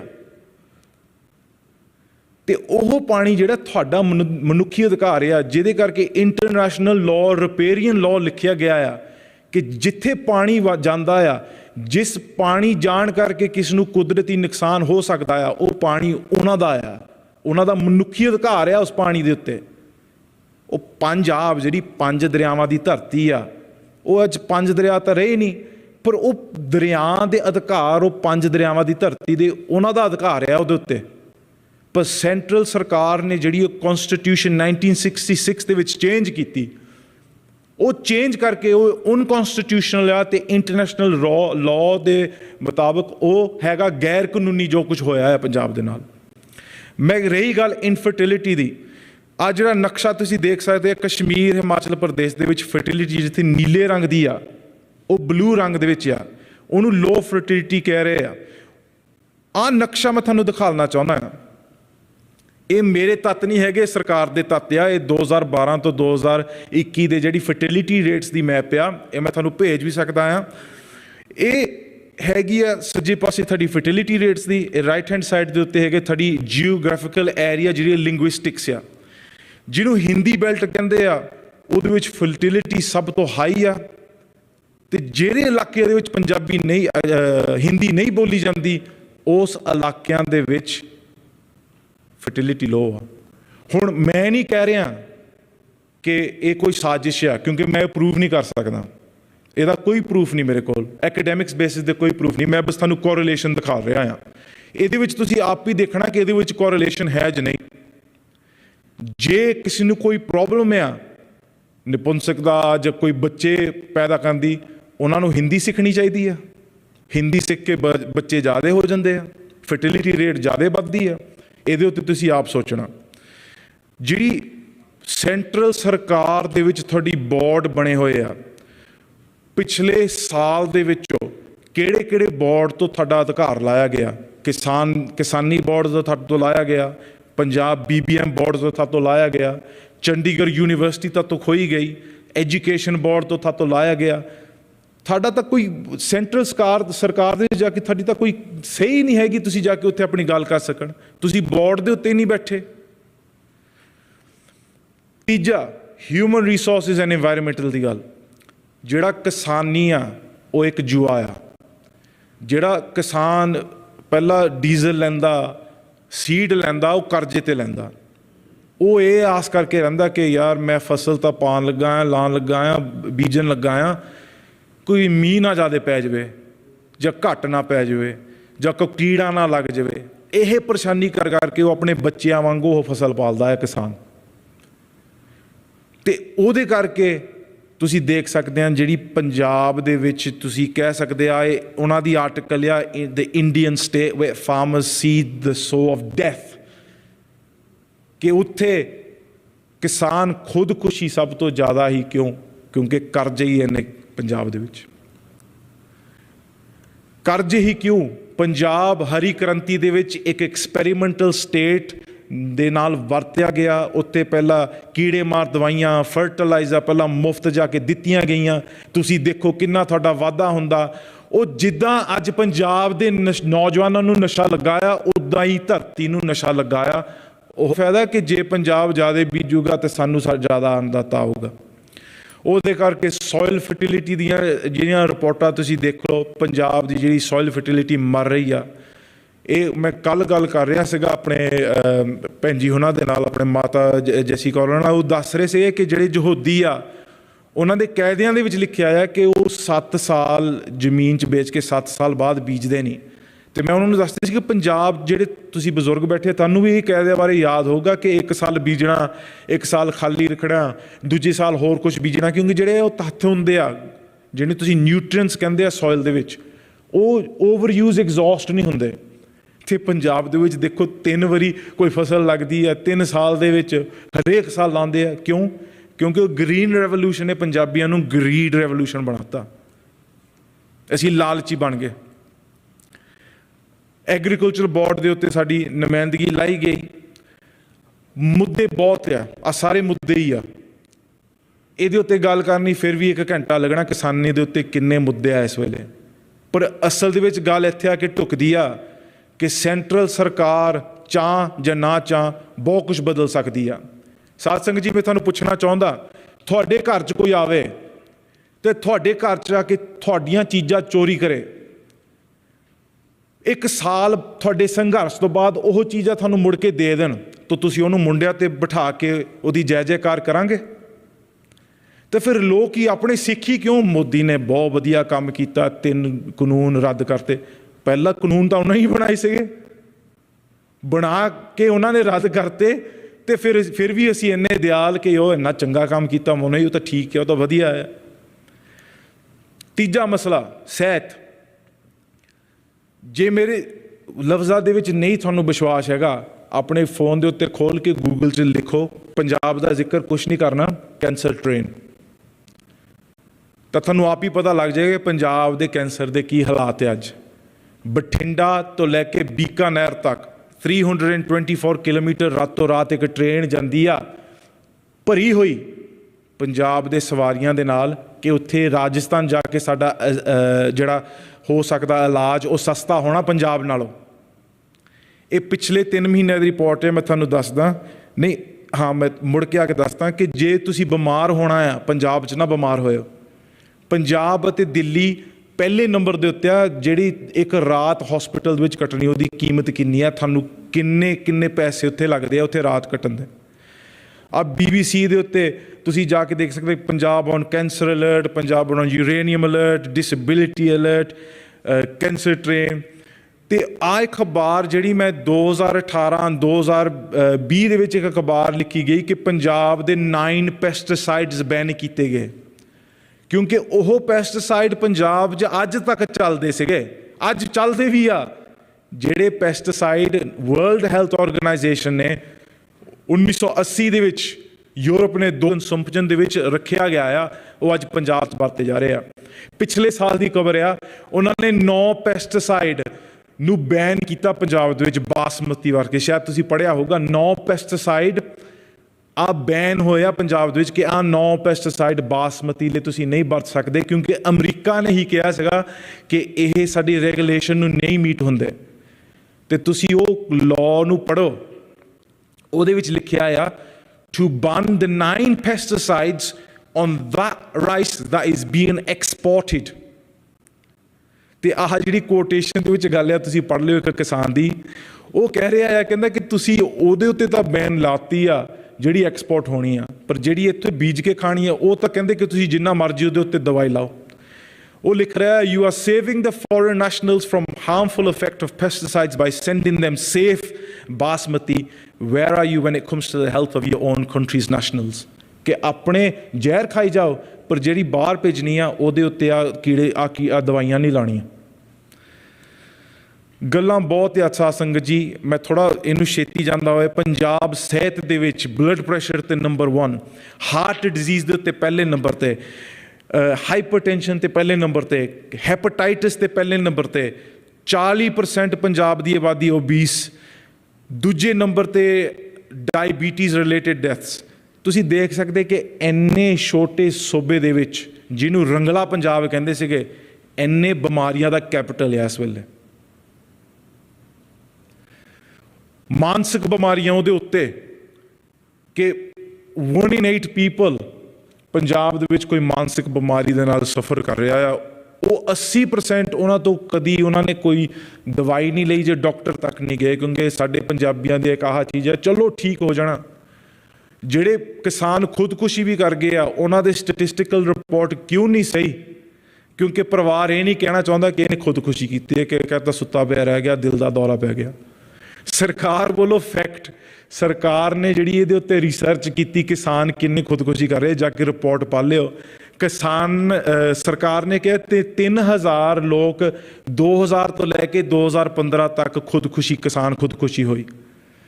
ਤੇ ਗੁਰੂ ਨਾਨਕ ਦੇਵ ਯੂਨੀਵਰਸਿਟੀ ਅਤੇ ਐਗਰੀਕਲਚਰ ਯੂਨੀਵਰਸਿਟੀ ਨੇ ਇੰਡੀਪੈਂਡੈਂਟ ਰਿਪੋਰਟ ਇੱਕ ਪੇਸ਼ ਕੀਤੀ ਕਿ ਉਹਨਾਂ ਨੇ ਉਹੀ ਸਮਿਆਂ ਦੇ ਵਿੱਚ 2000 ਤੋਂ ਲੈ ਕੇ 2015 ਤੱਕ ਉਹਨਾਂ ਨੇ ਕਿਹਾ, ਕਿਤੇ ਸਰਕਾਰ ਨੇ ਕਿਹਾ 3000 ਤੇ ਪੰਜਾਬ ਦੀ ਯੂਨੀਵਰਸਿਟੀਆਂ ਦੇ ਸਟੂਡੈਂਟਾਂ ਨੇ ਕਿਹਾ 16606। ਉਹਦਾ ਮਤਲਬ ਕਿ ਇੱਕ ਸਾਲ ਦਾ 1000, ਉਹਦਾ ਮਤਲਬ ਦਿਨ ਦਾ ਦਿਨ 3-4 ਕਿਸਾਨ ਖੁਦਕੁਸ਼ੀ ਕਰ ਰਿਹਾ ਹੈ। ਅੱਜ ਦੀ ਰਿਪੋਰਟ, ਸਵੇਰ ਦੀ ਰਿਪੋਰਟ ਨਿਕਲੀ ਆ, ਸਵੇਰੇ ਨਿਕਲੀ ਅੱਜ ਰਿਪੋਰਟ, ਮੈਂ ਅੱਜ ਪੜ੍ਹਦਾ ਸੀਗਾ। ਇਹ federation of Punjab small industries association the report ਆ, ਇਹ ਨੈਸ਼ਨਲ ਕ੍ਰਾਈਮ ਬਿਊਰੋ ਰਿਪੋਰਟ ਦੇ ਵਿੱਚ ਉਹ ਸ਼ਾਮਲ ਹੋਈ ਆ।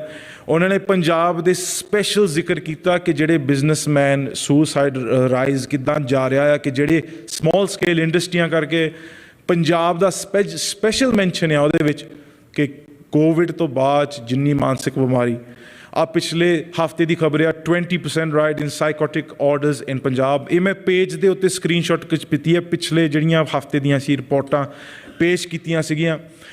ਆ ਜਿਹੜੀ ਦੂਜੀ ਰਿਪੋਰਟ ਤੁਸੀਂ ਦੇ ਸਕਦੇ, Punjab has the high report national ਜਿਹੜੀ ਡਰੱਗਸ ਰਿਪੋਰਟ ਦੇ ਵਿੱਚੋਂ ਉਹਨਾਂ ਨੇ ਲਿਖਿਆ ਹੈ ਕਿ 10 ਤੋਂ 12 ਸਾਲ ਦੇ ਬੱਚਿਆਂ ਦੇ ਵਿੱਚ ਇੱਕ ਇਨਕਰੀਸ ਆ ਨਸ਼ੇ ਲੈਣ ਦੇ ਵਿੱਚ ਪੰਜਾਬ ਦੇ ਵਿੱਚ।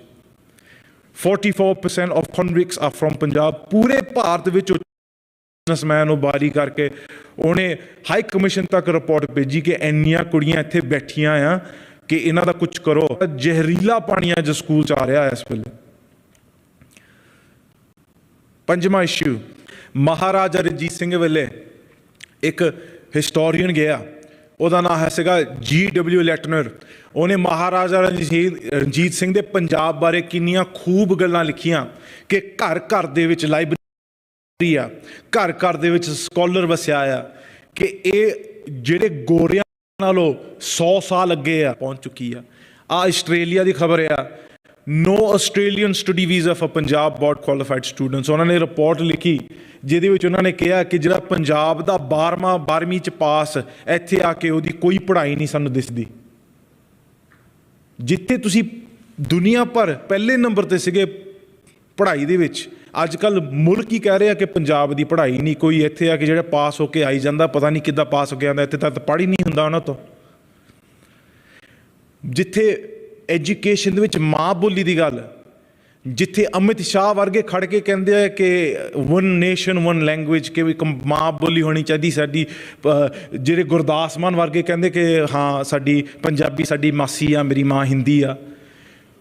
ਉਹਨਾਂ ਦੇ ਉੱਤੇ ਪੰਜਾਬ ਦੇ ਵਿੱਚੋਂ ਕੋਰੀਡੋਰ ਖੋਲ੍ਹਿਆ ਗਿਆ ਪਾਕਿਸਤਾਨ ਦੇ ਵਿੱਚੋਂ ਨਾ ਕੋਈ ਪੰਜਾਬੀ ਉਹਦੇ ਵਿੱਚ ਦਿਸੀ ਗਈ, ਹਿੰਦੀ ਅਤੇ ਇੰਗਲਿਸ਼। ਚਲੋ ਬਾਅਦ ਵਿੱਚ ਸ਼ਾਇਦ ਉਹਦੇ ਉੱਤੇ ਸੁਧਾਰ ਉਹਨਾਂ ਨੇ ਕੀਤਾ, ਪਰ ਇਹ ਉਹਨਾਂ ਦੇ ਦਿਮਾਗ ਦੇ ਵਿੱਚ ਜਿਹੜਾ ਕੀੜਾ ਆ ਕਿ ਪੰਜਾਬੀ ਕੋਈ ਖਾਸ ਨਹੀਂ ਹੈਗੀ, ਹਿੰਦੀ ਖਾਸ ਆ। ਅੱਜ ਤੁਸੀਂ ਫੋਨ ਕਰਕੇ ਪੁੱਛ ਲਓ ਪਿੰਡਾਂ ਦੇ ਵਿੱਚ ਨੌਜਵਾਨ ਕੀ ਬੋਲ ਰਹੇ ਆ।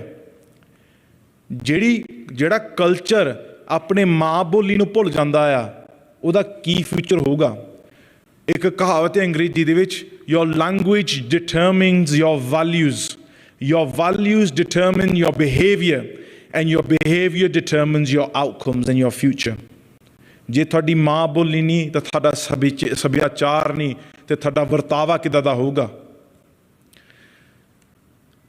ਉਹਦੇ ਉੱਤੋਂ ਐਜੂਕੇਸ਼ਨ ਕਰਕੇ ਪੰਜਾਬ, ਕਿਉਂਕਿ ਸਾਡੀ ਜਿਹੜੇ ਅਨਪੜ੍ਹ ਆ ਉਹਨਾਂ ਨੂੰ ਇਹ ਦੱਸਿਆ ਜਾਂਦਾ ਕਿ ਬੱਚੀ ਹੁੰਦੀ ਘਰ ਦੇ ਵਿੱਚ ਕਿ ਵਾਹਿਗੁਰੂ ਉਹ ਤਾਂ ਸਾਨੂੰ ਫਿਰ ਕਰਜ਼ਾ ਹੀ ਪੈ ਗਿਆ ਸਾਡੇ ਸਿਰ ਦੇ ਉੱਤੇ। ਪੰਜਾਬ ਨੂੰ ਕੁੜੀ ਮਾਰ ਬੈਲਟ ਦਾ ਕੈਪੀਟਲ ਅੱਜ ਤੱਕ ਵੀ ਦੱਸਿਆ ਜਾਂਦਾ, ਜਿੱਥੇ ਮਰਦਾਂ ਦੀ ਪਾਪੂਲੇਸ਼ਨ ਔਰਤਾਂ ਨਾਲੋਂ ਘੱਟ ਆ ਅੱਜ ਤੱਕ ਵੀ।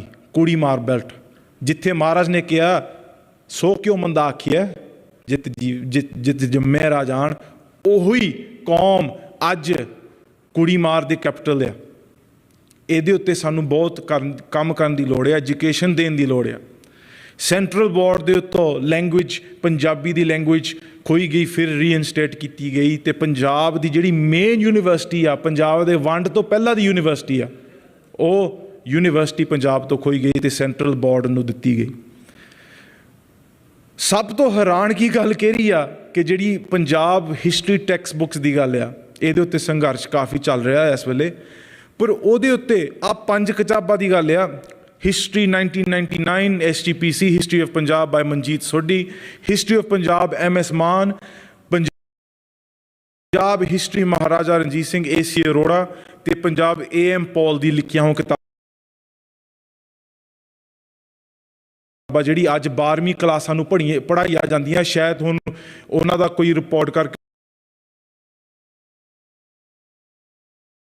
ਤੋਂ ਘਟਾਇਆ ਗਿਆ, ਪਰ ਇਹ ਜਿਹੜੇ ਕਿ ਸਿੱਖ ਧਰਮ ਹਿੰਦੂ ਧਰਮਾਂ ਦੇ ਰੀਤਾਂ ਰਿਵਾਜ਼ਾਂ ਨੂੰ ਮੰਨਦਾ ਆ ਕਿ ਗੁਰੂ ਗਊ ਦੇ ਭਗਤ ਸਨ, ਅਤੇ ਉਹਦੇ ਵਿੱਚ ਲਿਖਿਆ ਹੈ ਕਿ ਗੁਰੂ ਤੇਗ ਬਹਾਦਰ ਜੀ ਗਵਾਲੀਅਰ ਦੇ ਜੇਲ੍ਹ ਵਿੱਚ ਤਾਂ ਗਏ ਕਿਉਂਕਿ ਉਹ ਲੁੱਟਾਂ ਖੋਹਾਂ ਕਰਦੇ ਸਨ। ਗੁਰੂ ਅਰਜਨ ਦੇਵ ਜੀ ਮਹਾਰਾਜ ਮਾਨਸਿਕ ਬਿਮਾਰੀ ਕਰਕੇ ਆਤਮ ਹੱਤਿਆ ਉਹਨਾਂ ਨੇ ਕੀਤੀ। ਉਹਨਾਂ ਨੇ ਇਹ ਲਿਖਿਆ ਹੈ ਕਿ ਗੁਰੂ ਹਰਗੋਬਿੰਦ ਸਾਹਿਬ ਇੱਕ ਮਾਨਸਿਕ ਪਰੇਸ਼ਾਨੀ ਕਰਕੇ ਆਪਣੇ ਰਾਤ ਨੂੰ 50 ਤੋਂ ਜ਼ਿਆਦਾ ਉਹਨਾਂ ਦੇ ਸਰਾਣੇ ਆਲੇ ਦੁਆਲੇ ਗਾਰਡ ਲਾ ਕੇ ਸੌਂਦੇ ਸੀਗੇ, ਅਤੇ ਗੁਰੂ ਗੋਬਿੰਦ ਸਿੰਘ ਜੀ ਅਤੇ 4 ਸਾਹਿਬਜ਼ਾਦੇ ਵਾਰਨ ਕਰਕੇ ਮਾਨਸਿਕ ਤੌਰ 'ਤੇ ਨਹੀਂ ਸਹਿ ਹੋਇਆ, ਅਤੇ ਉਹਨਾਂ ਨੇ ਵੀ ਇੱਕ ਆਤਮ ਹੱਤਿਆ ਕੀਤੀ ਸੀ। ਇਹ ਅੱਜ ਪੰਜਾਬ ਪਿਛਲੇ ਸਾਲ ਤੱਕ ਇਹ ਪੜ੍ਹਾਉਂਦੇ ਰਹੇ ਆ ਤੁਹਾਡੇ ਬੱਚਿਆਂ ਨੂੰ ਇਹ ਇਤਿਹਾਸ ਤੁਹਾਡੇ ਸਕੂਲਾਂ ਦੇ ਵਿੱਚ। ਅਤੇ 5ਵੇਂ ਦੇ ਉੱਤੇ ਜਿਹੜਾ ਮੇਰਾ ਆਖਰੀ ਸੈਕਸ਼ਨ ਆ, ਇਹਦੇ ਵਿੱਚ ਜੋ ਕੁਛ ਪੰਜਾਬ 'ਚ ਅੱਜ ਹੋ ਰਿਹਾ ਆ, ਉਹਦਾ ਇੱਕੋ ਇੱਕ ਸਾਡਾ ਰਾਹ ਬਾਹਰ ਆ, ਉਹ ਸਿੱਖੀ। ਕਿ ਜਿਹੜਾ ਸਿੱਖੀ ਦੇ ਨਾਲ ਜੁੜਿਆ ਰਹੇ ਸਿੱਖ, ਉਹਨੂੰ ਭਾਵੇਂ ਦੁਨੀਆ ਹੀ ਇੱਧਰ ਹੋ ਜਾਵੇ, ਉਹ ਸਿੱਖ ਕਦੀ ਡਰ ਨਹੀਂ ਸਕਦੇ। ਤਿਸ ਤੇ ਉੱਪਰ ਨਾ ਹੀ ਕੋਏ ਕੌਣ ਡਰੇ, ਡਰ ਕਿਸਕਾ ਹੋਏ, ਪੈ ਕਾਹੂ ਕੋ ਦੇਤ ਨੇ ਪਹਿਨ ਹੈ ਮਾਨਤਾਨ। ਮਹਾਰਾਜ ਕਹਿੰਦੇ ਆ ਕਿ ਸਿੱਖ ਦੀ ਪਛਾਣ ਕੀ ਆ? ਸਿੱਖ ਗੁਰੂ, ਸਿੱਖ ਗੁਰੂ, ਗੁਰੂ ਸਿੱਖ ਵਿੱਚੋਂ ਗੁਰੂ ਉਪਦੇਸ਼ ਚਲਾਏ। ਹਰ ਜਨ ਐਸਾ ਚਾਹੀਏ ਜੈਸਾ ਹਰੀ ਹੋਏ। ਜਿੱਥੇ ਗੁਰੂ ਨੇ ਡਰ ਸਨ, ਨਿਰਭਉ ਨਿਰਵੈਰ, ਉਹ ਸਿੱਖ, ਉਹਨਾਂ ਨੇ ਉਹ ਸਿੱਖ ਹੀ ਇੱਦਾਂ ਦੇ ਪੈਦਾ ਕੀਤੇ। ਪਰ ਅੱਜ ਉਹ ਸਿੱਖ ਹੋਰ ਕਿਸੇ ਦੁਕਾਨਾਂ 'ਤੇ ਜਾ ਕੇ ਆਪਣਾ ਭੀਖ ਮੰਗ ਰਿਹਾ ਕਿ ਸਾਨੂੰ ਕੋਈ ਰਾਹ ਦਿਖਾ ਲਓ। ਥਾਂ ਥਾਂ 'ਤੇ ਦੇਹਧਾਰੀ ਗੁਰੂ ਖੁੱਲ੍ਹੇ ਹੋਏ ਆ ਪੰਜਾਬ ਦੇ ਵਿੱਚ।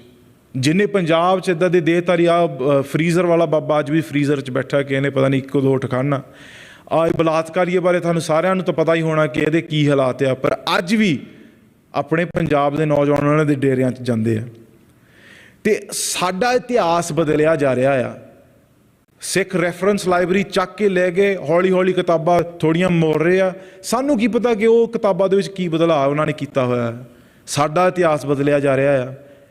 ਜਿੱਥੇ ਕੌਮ ਇਕਜੁੱਟ ਹੋ ਕੇ ਬੇਘਰ ਹੋ ਕੇ ਆਪਣਾ ਘਰ ਵਾਸਤੇ ਲੜਦੀ ਆ, ਉਹ ਕੌਮ ਦੇ ਵਿੱਚ ਇੱਦਾਂ ਦੇ ਮੁੱਦੇ ਉਠਾ ਦਿੰਦੇ ਆ ਕਿ ਕਦੀ ਇਹਦੇ ਉੱਤੇ ਮੂਲ ਮੰਤਰ ਦਾ, ਕੈਲੰਡਰ ਦਾ, ਰਾਗਮਾਲਾ ਦਾ, ਇਹ ਮੁੱਦੇ ਉਠਾ ਕੇ ਕਿ ਸਿੱਖ ਕੌਮ ਇਹਦੇ ਵਿੱਚ ਫਸੀ ਰਹਿਣ, ਕਦੀ ਆਪਣੀ ਆਜ਼ਾਦੀ ਨਾ ਚਾਹਣ।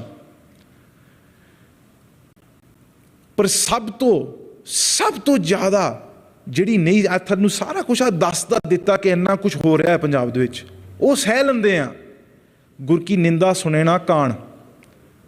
ਜਿੱਥੇ ਮਹਾਰਾਜ ਕਹਿੰਦੇ ਜਿਸ ਪਿਆਰੇ ਸਿਉਨਿਓ ਤਿਸ ਆਗੈ ਮਰ ਚੱਲੀਏ, ਆ ਨਹੀਂ ਸਹਿ ਹੁੰਦਾ।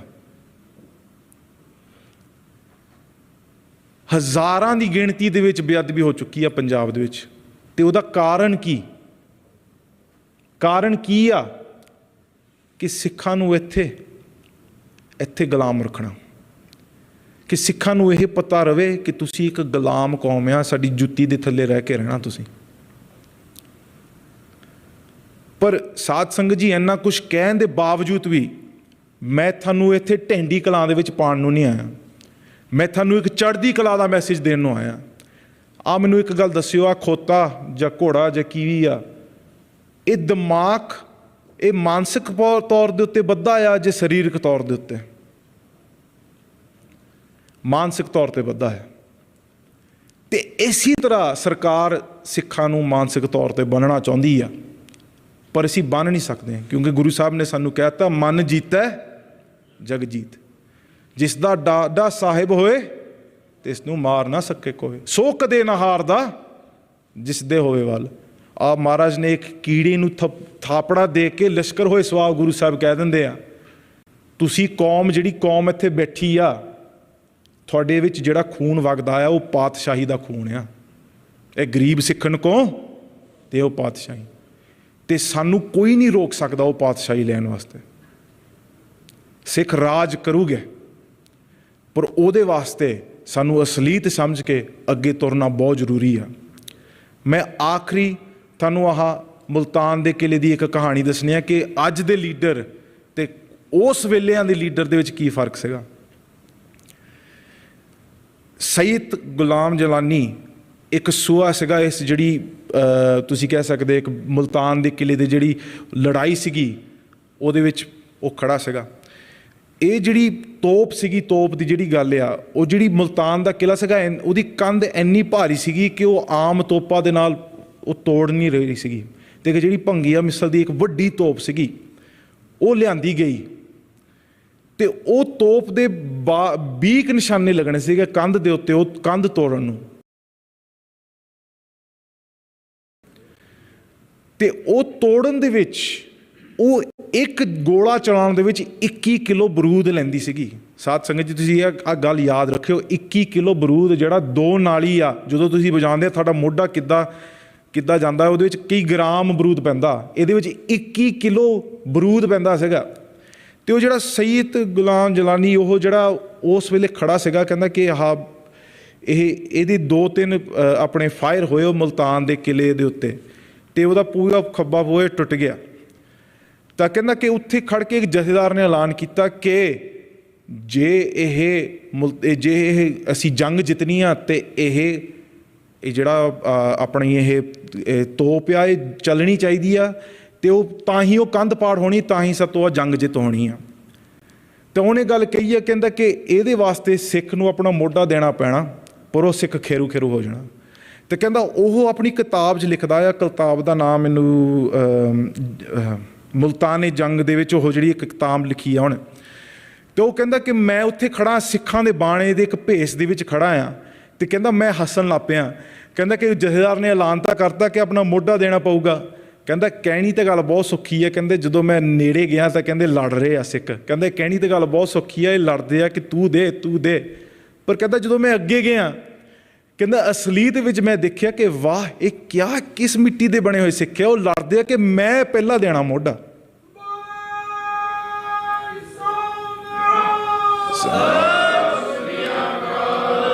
ਸਾਧ ਸੰਗਤ ਜੀ, ਉਹਨਾਂ ਦਾ ਜਥੇਦਾਰ ਤੋਪ 'ਤੇ ਖੜ ਕੇ ਕਹਿੰਦਾ ਮੈਂ ਤੁਹਾਡਾ ਜਥੇਦਾਰ ਹਾਂ, ਪਹਿਲਾ ਮੋਢਾ ਮੈਂ ਦਊਂਗਾ।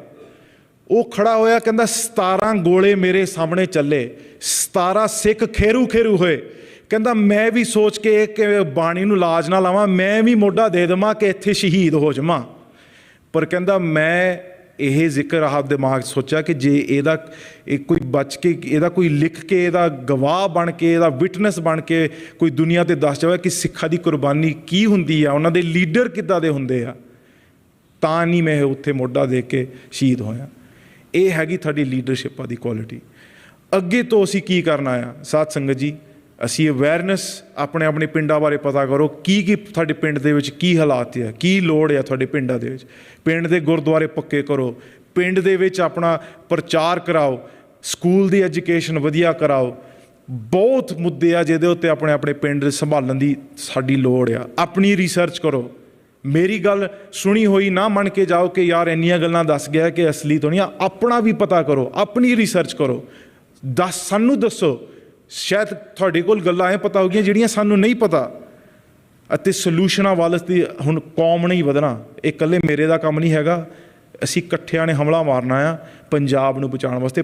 ਪੰਜਾਬ ਬਚ ਕੇ ਹੀ ਰਹੂਗਾ। ਜਦੋਂ ਮਹਾਰਾਜ ਨੇ ਕਹਿ ਦਿੱਤਾ ਕਿ ਰਾਜ ਕਰੇਗਾ ਖਾਲਸਾ, ਹੱਕੀ ਰਹਿਣਾ, ਕੋਈ ਖਾਲਸੇ ਦਾ ਰਾਜ ਹੋਵੇਗਾ।